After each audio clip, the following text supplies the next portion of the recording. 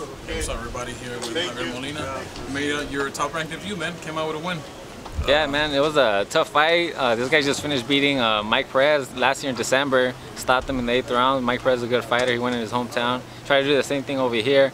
We seen his fight against Mike Perez. We knew he was going to be aggressive. I mean, I think I made it a little harder on myself, staying in there. The times I should have been moving, because every time I was on the outside, I was able to pick him off, just pretty much land everything. But I mean, it was an exciting fight. It was a good fight and a learning experience, and just keep moving forward.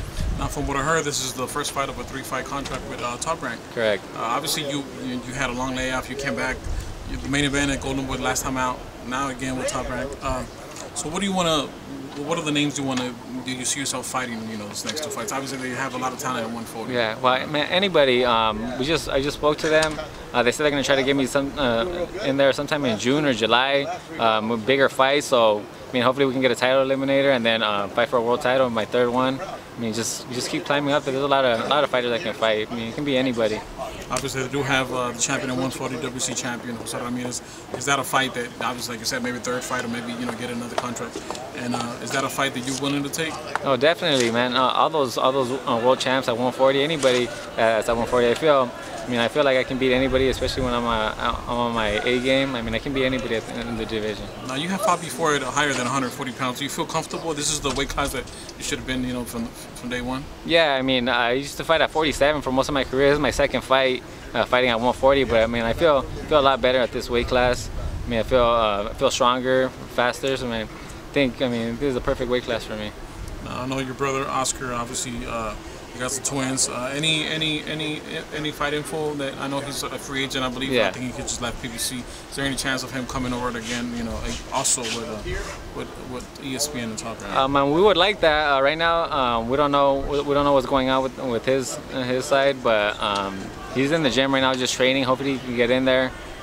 Probably in June or July when I get in there, but we'll see. Right now, he's just in the gym, just training, trying to get ready, so he can be. Yeah, so he can be. And like you mentioned, you used to fight at 147. It was a big fight that just happened, Errol Spence against Mikey Garcia. Yeah. Were you surprised of how easy it was for Errol Spence to go in and dominate Mikey? Not too surprised. I mean, I knew Mikey Garcia was a great fighter, but I think just the size advantage he had over him, I think that's what played a big role. Even though he was able to outbox him like that, but I mean, I think because of his size, Mikey Garcia was a little more cautious going in there because he did feel his power, so he wasn't.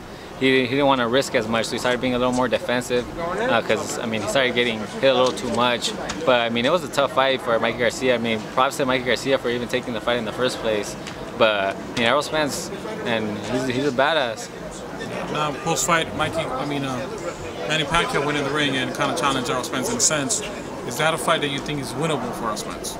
For Errol Spence to beat Manny Pacquiao? Oh, yeah, definitely. I think Errol Spence can beat. I mean, especially when he's at his best, I think he'd beat anybody at 147. I think his toughest one will be Terrence Crawford. I think he'll be the toughest one. I mean, I think Terrence Crawford, I think Errol Spence might be a little stronger than Terrence Crawford, but as far as like technique, I think Crawford's better than him.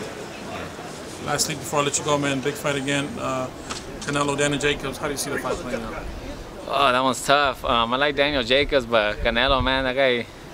It's hard to bet against him. He's always pulling it off. He did it with Triple G 2 times, but I mean, I think I have to edge it to Canelo. Do you think he goes the distance?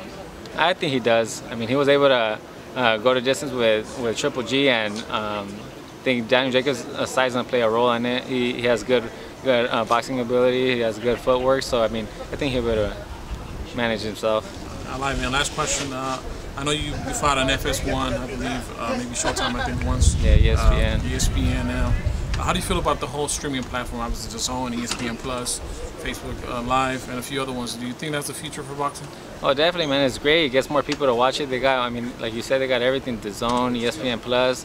I mean, it just gets more people to watch it. I know a lot of people couldn't come out tonight, and everybody was streaming on ESPN Plus. So, I mean, I wasn't televised on the ESPN portion, but I mean, a lot of people were still able to watch me. So, I mean, that's a plus, definitely a plus. Tell the 5 fans where they can follow you on social media. You can follow me at Javier Molina 562 on Twitter, Instagram, and Facebook.